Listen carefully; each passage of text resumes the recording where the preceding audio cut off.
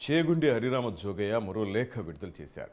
ఎన్నికలు దగ్గర పడుతున్న వేళ వివిధ పార్టీలు ప్రచారాలను హోరెత్తిస్తున్నాయి. కూటమి ప్రజలకు ఇచ్చిన హామీలు హోరెత్తిస్తుంటే వైసీపీ హామీలు చతికిలబడ్డాయని విమర్శించారు. ఇక ఈ సార్వత్రిక ఎన్నికల్లో తెలుగుదేశం పార్టీ 100, జనసేన 16, బీజేపీ 5 స్థానాల్లో గెలవడం ఖాయంగా కనపడుతుందన్నారు.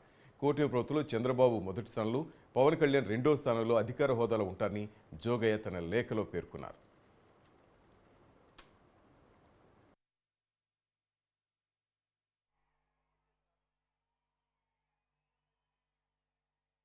నేను ఖచ్చితంగా చెప్పగలిగేది ఏంటంటే, ఒక విశ్లేషకుడుగా గ్యారంటీగా కూటమి ప్రభుత్వం ఏర్పాటు చేస్తుంది.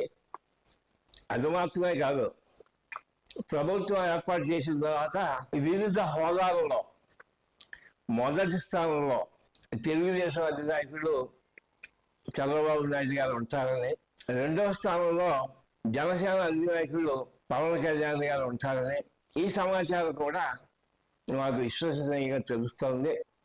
కాబట్టి రాబోయే ఎన్నికల్ని వాళ్ళలో ముందే విశ్లేషించాల్సి వస్తే ఈనాటి పరిస్థితి ఇవాళ కూటమి విజయం, దాంతోపాటు తెలుగుదేశం అధినేత మొదటి స్థానంలో, పవన్ కళ్యాణ్ గారు రెండో స్థానంలో వివిధ హోదాల్లో ఉండేటువంటి ప్రభుత్వం నడిపేటువంటి అవకాశం ముఖ్యంగా కనపడుతుంది.